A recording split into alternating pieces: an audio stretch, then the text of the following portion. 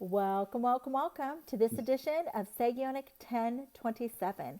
We are so glad that you decided to join us today. And with us, I have one of those guests who are taking the city one transaction at a time. And we'll get to learn a little bit about him today. Before I officially introduce him, I wanted to tell you a little bit about our program.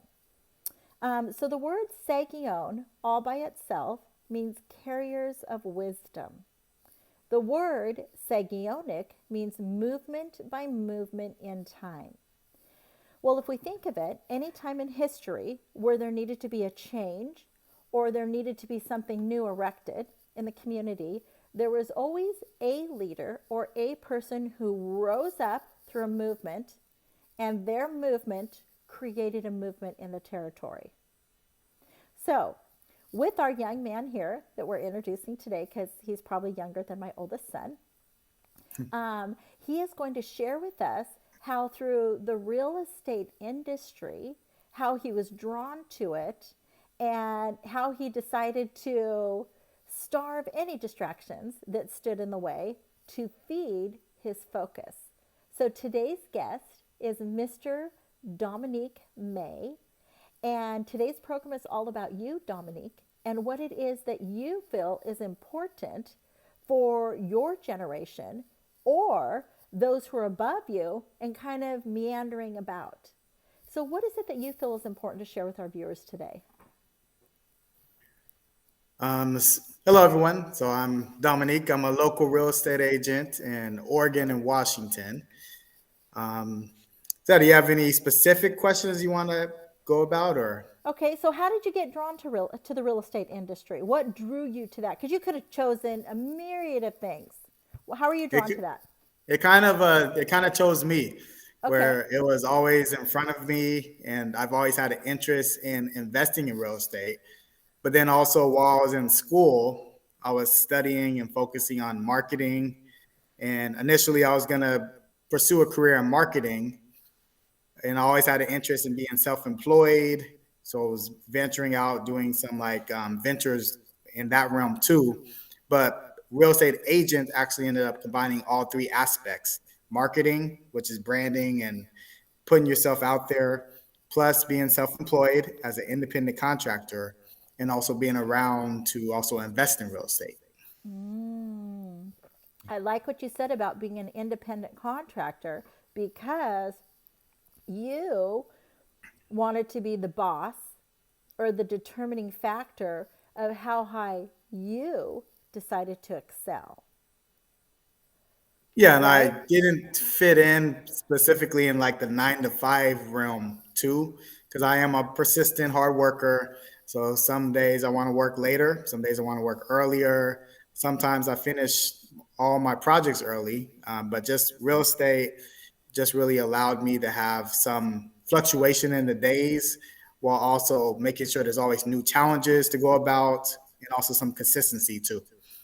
That's right. And I would probably guess before you were even to share like descriptions of it that you're probably have a teacher's heart as well because you're just not out for me, but how do I navigate through this known field differently, right? How do I make it successful? But then how do I in return as time goes forward share with other people the concepts in which I've used?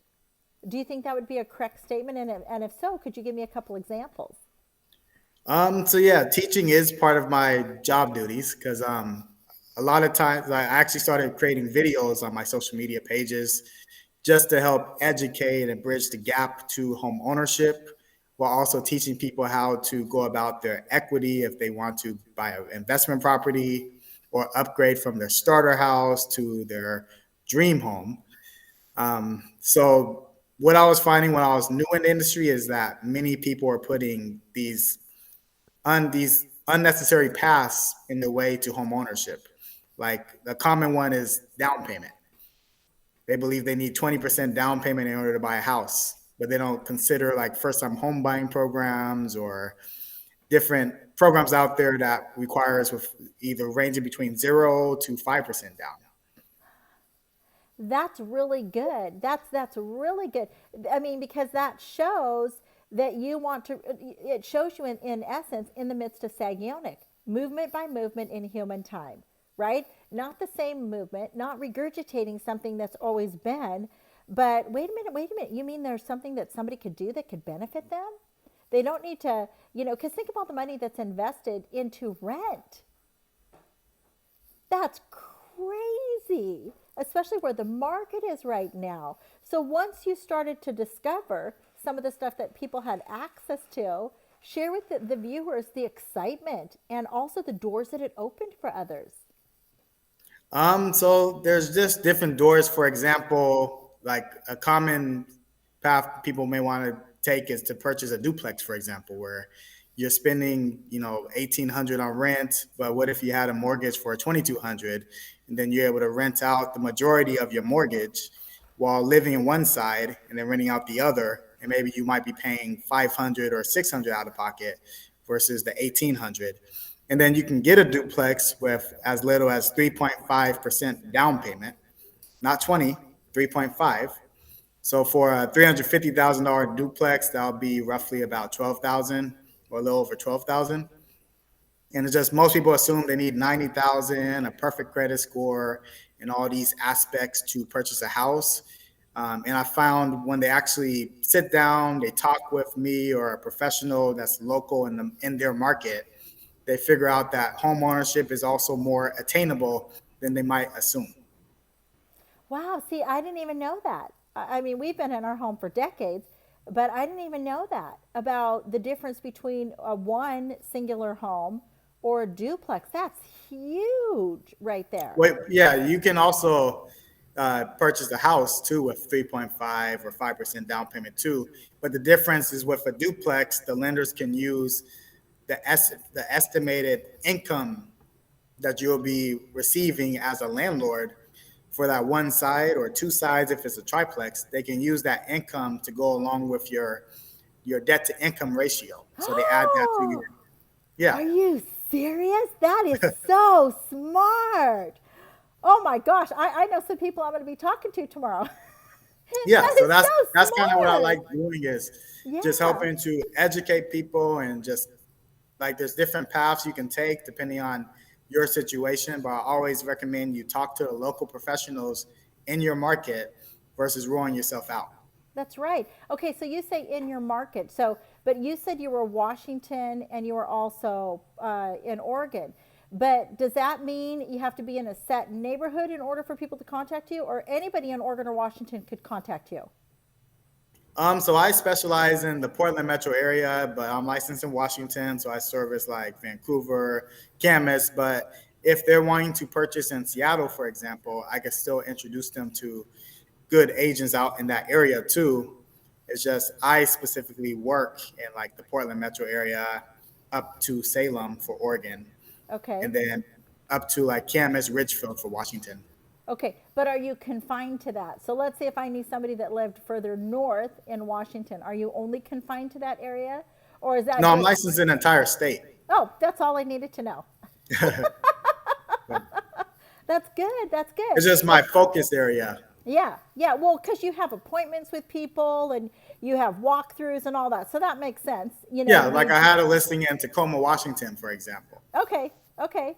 And so where in Tacoma? Because I have kids that live up in Tacoma, so I'm forever looking at But that houses one up. already sold. But I was just giving an example. So that's kind of I've serviced Tacoma before. It just all depends on what the clients are looking for and what areas they want.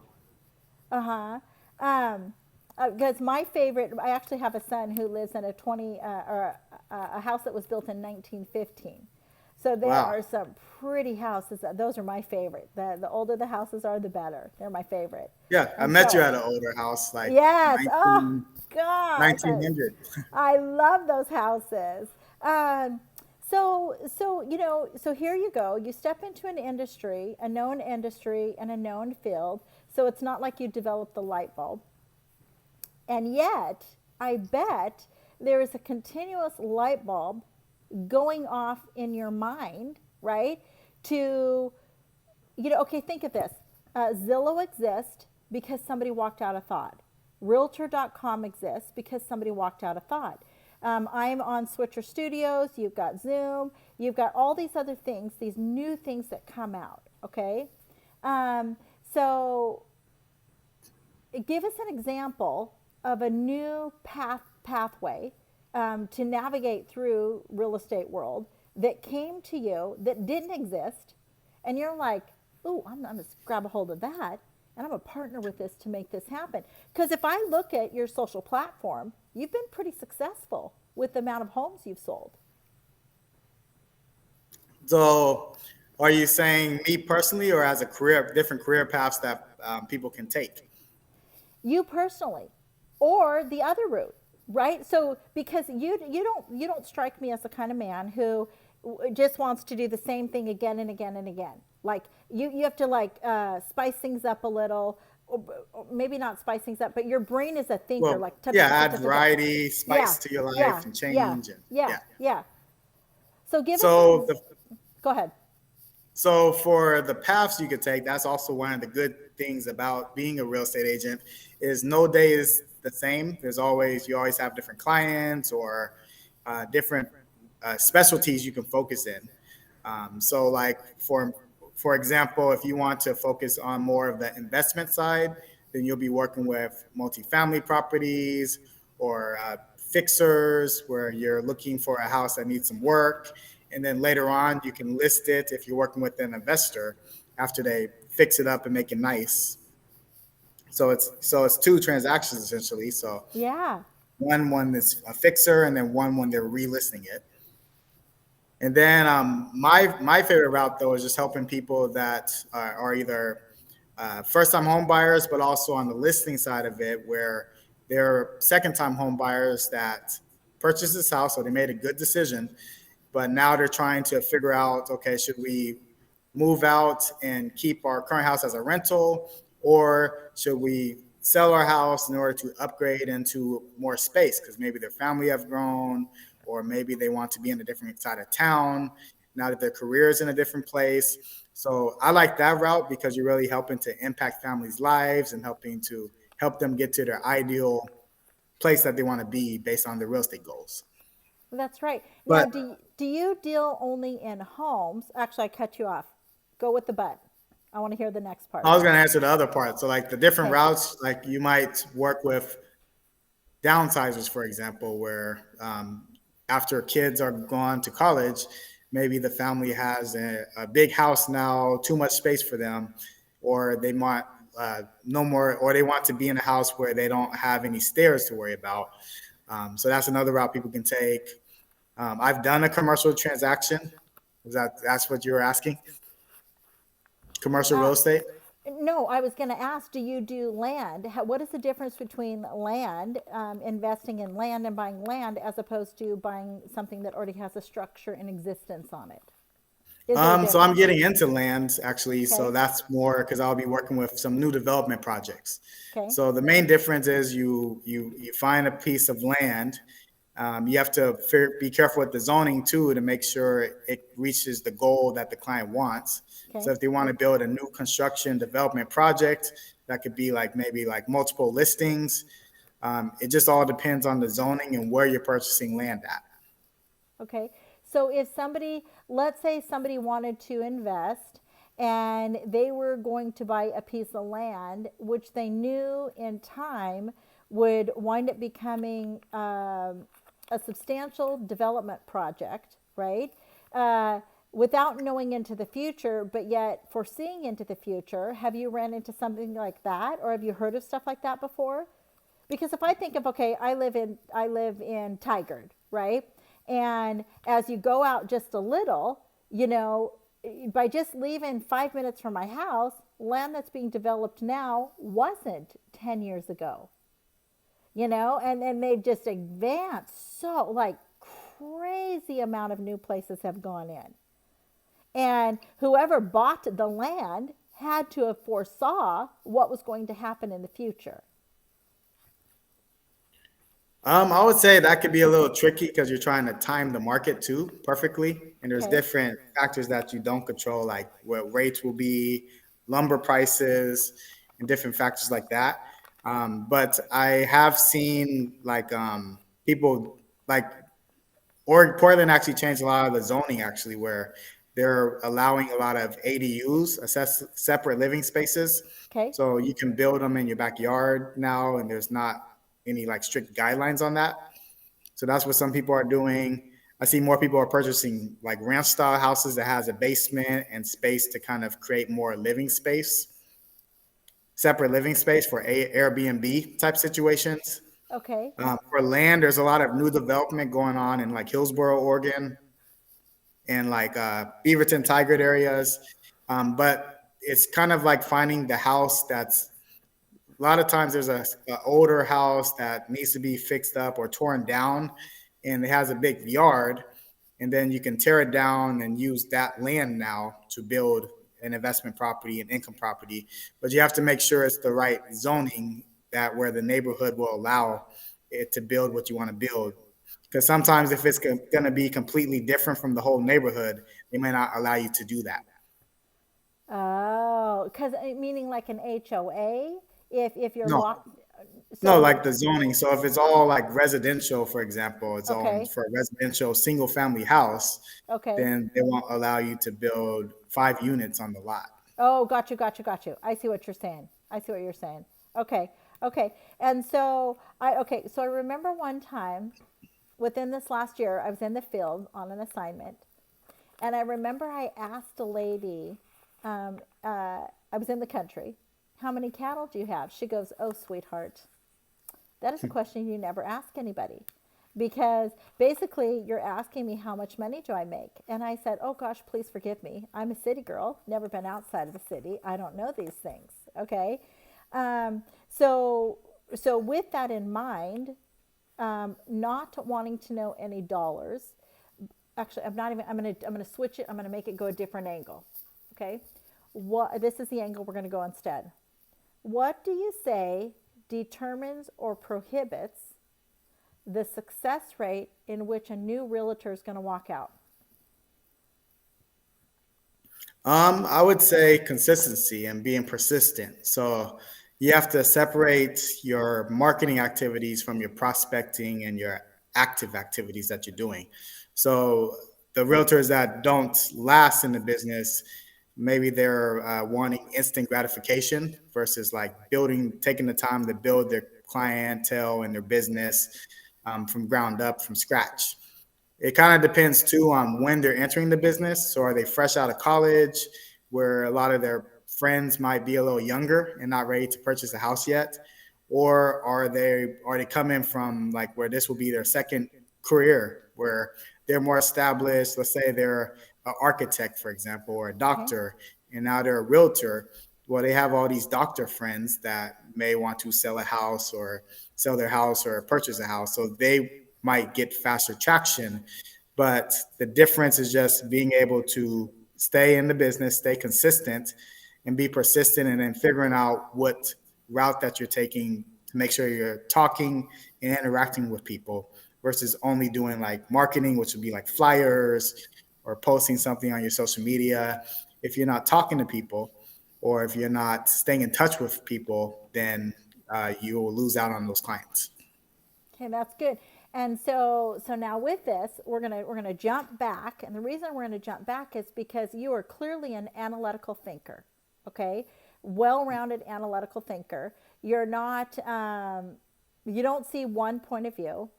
I would actually, if I spiritually was to place something on you, I would give you a shepherd's heart, because you try to think of all the different angles imaginable. And shepherds don't only have to be inside of the walls of a CHURCH. Okay? So go take our viewers back to, and this is also good for your age category, that you can't look back in your past and derive negative things associated with it, but there's always something good to pull out of it. So how would you interconnect over here and how that helped you to be where you are here? So are you saying like the negative challenges from when I got started, or? No, I'm just like interlock the bow, interlock this. Okay, so I would place you in your 20s. Okay, interlock what took place, say 10 to 20, What took place in there that were character builders to who you are today? You're mixing the over here to here. And had you had not experienced this over here, you couldn't be or walk in the mindset you are today. So 10 to 20, I would say just like really going through the challenges in like grad school actually helped prepare me, as well as college, like doing that transition from high school to going to college. That put me in a completely different environment. And that got me into the habit of like reading different books as well as like studying. Also helped me get into like health and fitness. So just by all these different hiking, so all these different hobbies and all that, just making sure that you have a balance between work and able to be like focused and centered. That's good because all of those, right? So that's great. That is so great because through consistency of doing something like this, right? That gave you the pattern of what does it look like to start, follow through, and finish a project, right? Probably even if we go back before then, you probably didn't have a mom that said, Dominique, you just do whatever you want, check in at home, whatever you want. You determine your own schedule whenever you want. Probably there was some kind of structure there. So you learned either you were going to thrive in the structure or you were going to rebel against the structure, right? So then when you got to high school, college, grad school, you had to adopt. Okay, they're not going to say, hey, Dominic, did you turn in your assignment? Hey, Dominic, it's time to turn, Dominic. They're not going to say that. So you had to decide the success rate that you wanted, correct? Yeah, so it's just the lessons is kind of focusing on what you can control. So like you may not be able to control certain events that might happen, but you can control how you respond to it. So like an example would be like in college, of course, if all of a sudden you have a midterm coming up where you have to study, and then there might be something going on in your personal life, just being able to channel that energy, that negative energy, into something positive. So like studying for long hours to just make sure that you're going to succeed, or using that negative energy to take it out in the gym. That's kind of what's helped me, is being able to channel the energy from like criticism or negativity and then turn it into positive by getting extra productive and like pumped up to get the work done, to meet the goal. That is really good. That's really good. One a gal that I interviewed almost straight out of the gates. We did our first interview on November the 7th of 2022. And she said that you always want to be functioning in a space of positive energy. And if when you move forward, if it's not positive energy, she had to learn, how do I go back? How do I recenter myself, bring myself to that positive place of peace, and then go forward? But really, the only thing she could really control was herself, right? Because there's so many things we're subjected to in life that we can't control. But you did have control over you. And as you harness that control, right, and reallocated frustration into positive avenues, working out's a great example, right? Um, that is in essence enabled you to succeed. Okay, Yeah, so so I like to still embrace that energy because it's like your shadow self that you can use, and use that energy to get pumped up, to go all out and do massive action. yeah, I just thought of a clip it from a really silly movie. What was a Boucher? What was his name? The Water Boy. From from where? The Water Boy. That Huh. Oh, silly Adam movie. Sandler. Yeah, Adam Sandler. But his mom said, or the coach said, pretend like this is whatever, in when you hit it, and so he had to pretend like to let out his aggression in this one area, whatever those things those football people push. Okay, the barriers are crossed. Um, so if somebody, let's say, how would you go back? I really think you have the capability of doing. I would encourage you to entertain this ideal. Okay, you are a very wise, intelligent young man. Okay. And I say young man, my oldest is 35 of my sons. Okay. Very intelligent young man who can very clearly articulate thoughts. Um, how could you develop a program where you were to go into the high schools to share with them the value of stepping into your field? Develop a program for high school. Yes, to share with them, you know, to intrigue them to step into the real estate world. So I would recommend just getting started by associating yourself with people in the industry.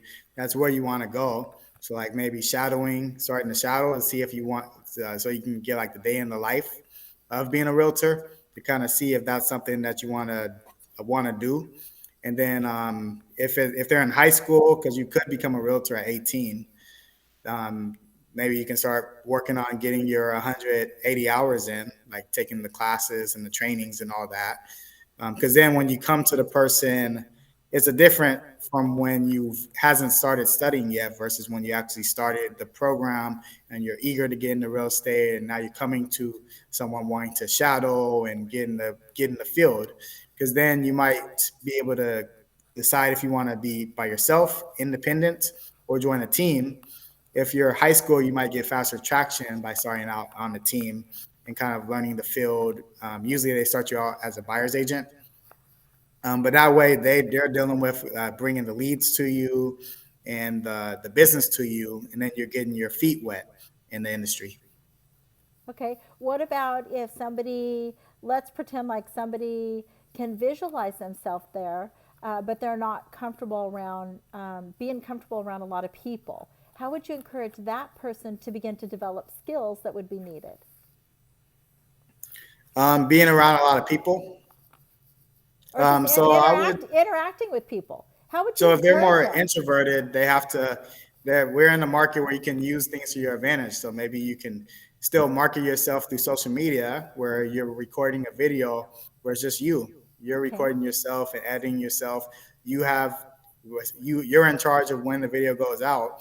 But just make sure you don't get too caught up in that to where you're spending too much time trying to make everything perfect, because it's more important to be consistent and put things out there versus making like the perfect video with the perfect audio that takes you months to do versus being consistent. And then from there, set up one-on-ones so you're not around a bunch of people, but you're talking and doing one-on-ones with people too.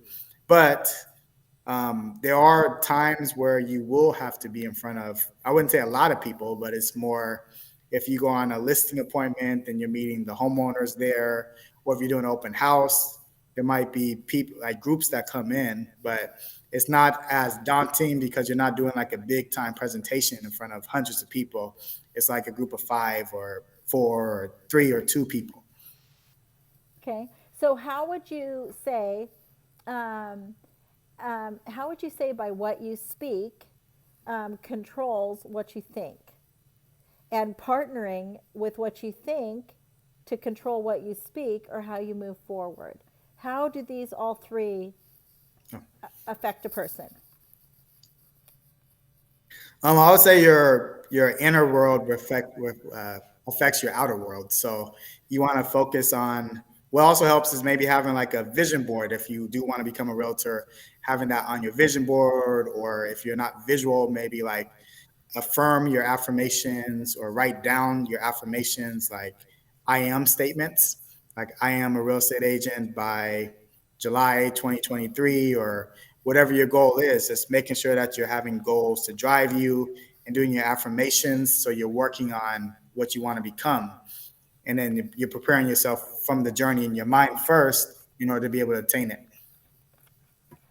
And you know what's so cool about today? So this video is being recorded on 1/23/23. And 23 and 23 is 46. And isn't it 46 chromosomes in Oh wow. creating, right? So today's like a perfect day, 1/23/23, right? So it's a So, perfect day for them to get started. yeah, because one is a perfect number, but so is 46 because it's the chromosomes that are inside of a human body. I don't know. I just thought there was something significant about this day today because it's 23/23, and it's 23/23 is only going to happen once. Wow. It will never happen again. Yeah, I One, didn't know that. yeah, 1/23/23, right? Because it's the year 23, because next month won't be the same. Because next month would be 2/23/23. Well, it could look cool, 2/23s, but it's not, anyways. But today, um, so what else do you think is important in a person just, because you said it found you, okay? You didn't find it, it found you. So how would you encourage someone else to introspectively look at oneself? Like how would they do that? And what are some strategies that you used to figure out where's my lane I'm going to be in to pursue? I would say it goes back to like having figuring out what your interests are Okay. and also what your strengths are. So in my realm, my strength was doing like marketing, but also being strategic and being able to help use those skills in order to help guide people through the process and make the process easy for them for like buying and selling real estate. So you have to figure out what your strengths are and still like shadow or do internships maybe to get a feel for if it's something that you want to do. And if it drains you and you don't feel like it's something you'll enjoy, then try something else. There's different realms and different niches that you can explore. But it starts with having self-awareness and knowing kind of what your interests are, and then going also on what your strengths are, what you don't enjoy doing, and then figuring out if the things you don't enjoy doing, is that something that you can delegate or is it something that you would have to do, and would that make you happy if you have to continually do it. That is And also so, what environment works for you too. So like environment's key too. yeah. Like do you fit into like 9 to 5, or what type of hours do you work, what type of hours are people working in the industry, and does that fit you? That is really good. That's really because if let's see, I'm going to raise my hand. If you've had 6 kids and you've never not once touched any of their blood, probably you couldn't be a nurse. Oh, exactly. That's a Right? lot of stress you're adding. So. Yeah, I couldn't do it. I just couldn't do it. Right? But jobs like that also, that's a good point. Like lifestyle, what Yeah. lifestyle do you want to have? So real estate, there's more freedom, but that could also be dangerous if you're not a structured, disciplined person. But if you're not a structured, disciplined person, maybe joining like a group that can add some accountability could also help you too. So it's kind of figuring out environment, structure, plus skills, plus what lifestyle you want too. Because like in your example, maybe like working in like the teaching field might help because you're off at 3, and then you also get the winter breaks to spend more time with the kids and the family. Yeah.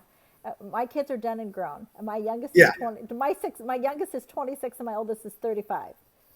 So we're past that point. But for another mom, no, that's just an example. yeah, no, that's important to think about. I love the factors that you even did time management, right? If you're not an early morning person, then probably, you being at a job where you're clocking in at 6:30 would not be advisable for you. So to really don't just look at, I need a job. No. Don't just be out finding a job. Look at what you're drawn to and what repulses you, right? Look at the time of it, right? Look at like further into the future. If I was to tap into this career, right, what would it look like here? Because if you're in a field and let's say you want to extensively travel, but your said field would never allow you to do that, then you can't necessarily get mad or angry about your set field when you already know that's what this is. Yeah, So you got to step outside of that. Or even if we look at the beautiful art that's before you, right? You've got the piece of art and then you've got the surrounding, but the piece of art is confined to the piece of art. The piece of art has not bled over the entire area of the wall, right? And so I one of the guys that I interviewed a while back, his name was Alpha Hayward. He said that if you do not give someone a proper description of what it is you're looking for, then you can't hold them accountable for what they did not do because they did not know, right? So if you do not give someone a proper description of what it is that you're expecting, you can't hold them accountable for something that they didn't know. And when he said it, I was just like, oh my gosh, that's so good, right? And That's something I so, did actually. Was write yes, out a dream job description too. So that could also help. yeah, exactly. And I'm a writer, or like a thought comes to me and I'll record it right quick, like, right? Yeah. Even down to like this program. I was awoken in the middle of the night, and the Lord said to me, Sean, come to the boardroom with me. Well, who's going to say no to that? Right? But that wasn't my first out the gates being called to come a different direction, right? It had been exercised much over the years. So I just I But it's we also like understanding that each career there are trade-offs too. So there might be some things you don't like too, but that's when the discipline comes into play and making sure that the disciplines align with your goals. That's Like, right. because there's something, a career might not be absolutely perfect, but does it check off the majority of the boxes that you want? And does it align with your long term, your 1 year, 5 year, 10 year goals? That's right. And even if I go back years ago, I did a pros and a cons. And, am I going to go into this independent field by myself? Right? What are the benefits? And then what are the pros and what are the cons? Well, as soon as I said a con, that con was joined by a promise, for your father knows that you have need of before you ask it. So I knew it was a done deal, that all the cons were going to outweigh, all the pros were going to outweigh the cons, and I wound up being very successful in a certain industry. And so I think that humans, in and of themselves, if they would choose to partner with the intellect that each has been given, they can propel forward a lot further than imaginable. So if you go back to what you say here, right? What you profess here, or what you think here, and what you demean or speak against oneself here, really does play a role in what it is that you achieve in life. So, can you share with us, you know, what are some of the negative forces that tried to come against you in walking out and realizing this lifestyle dream? So again, with the negative forces, I use that, channel that into positive by Uh huh. getting extra productive. But I did hear like people saying, like, because I have a master's in business degree, like, oh, your career path, you're not using your degree, or you have nothing to show for your degree, and like negative talk like that, or it's a challenging industry to break into, or you're more introverted, you have to be extroverted to thrive in this business, and just like negative comments like that. But it just goes back to just using that as motivation and inspiration, and um, yeah, just making sure that you're staying persistent and consistent with your activities. That's right. That's right. And it's showing up. I was talking to somebody in the last week of my life, and I said, how do you become the best in your industry? You show up 15 minutes early. You clock in when they tell you to clock in. You clock out when they tell you to clock out. And you One see day, yeah, like if you work in a certain industry, and they tell you you clock in it on time, and you clock out when you're told to clock out, right? If they tell you don't do overtime, then you clock out when you're supposed to, right? So and then you use the overtime to build your side business or your long term. exactly. But I'm just talking about a said job, right? Because you don't just jump into a field unless you've built up certain skill sets, right? In any industry, so you're always learning. You're either growing, or you're continuing to stay in a stagnant place, right? It's not one or the other. Yeah, You live or dead time. Yeah, period. Because everybody's been given the same 24 hours in any given day, right? I remember, even in the midst of raising my kids, I worked full time in my industry that I was in, my career path of my business. But a phrase came to me once, and that was, sleep cannot do for me what spending time in the Word can do. Well, for me personally, when I was in the Word, that gave me more strength and motivation to propel in life, in the midst of raising my 5 kids, who eventually, as adults, became 6 kids, because one adopted us, right? but I had to, and I could tell you, I haven't used an alarm clock for 30 years. So every time I was woken up, I was, and when somebody had told me, Sean, you never want to do the snooze. When you are woken, you just want to get up. Because when you hit the snooze, you actually release more serotonin in the body, and it puts you in it puts you in a deeper stupor. Whereas once you wake up, if you just get up out of bed, right, you will stay awake because I've trained my body. Oh, it's time to get up. Right? So we're all given the same amount of time. So, that time management comes down to discipline as well. Yeah, and your habits too. You have to make Yes, sure your habits are serving you, and if not, then you have to change them and figure out what's causing you to trigger those bad habits. that's right. That's right. So, But also, Dominic, if someone's more of a night owl, like instead of focusing on what time they want to wake up, they want to focus on what time they want to start winding down to go to sleep, and then timing that with how much time they need to sleep to feel rested. that's right. That's good. That's good too because some people are alert in the evening and some people are alert in the morning. Yeah, I'm more of And a night owl, so. yeah. Well, what time of the day were you born? Do you know? It's like lunchtime, I believe, Okay. like Well, noon or yeah, I was born at 4:47 and I'm wide awake in the morning. a.m. Oh wow. Yeah, yeah. So I'm just wide awake every morning.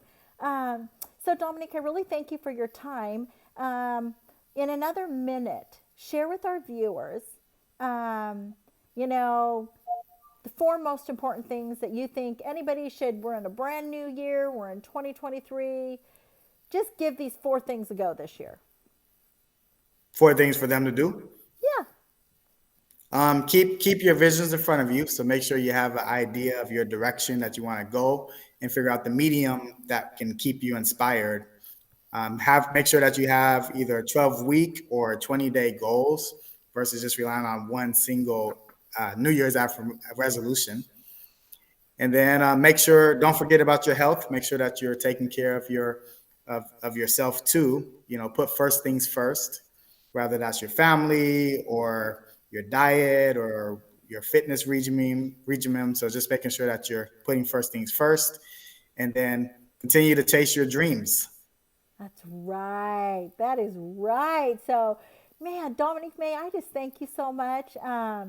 Thank you so much for staying consistent in your field. I really look forward to seeing all the other things that are going to unfold in your life, not only in your life, but those that you're going to help.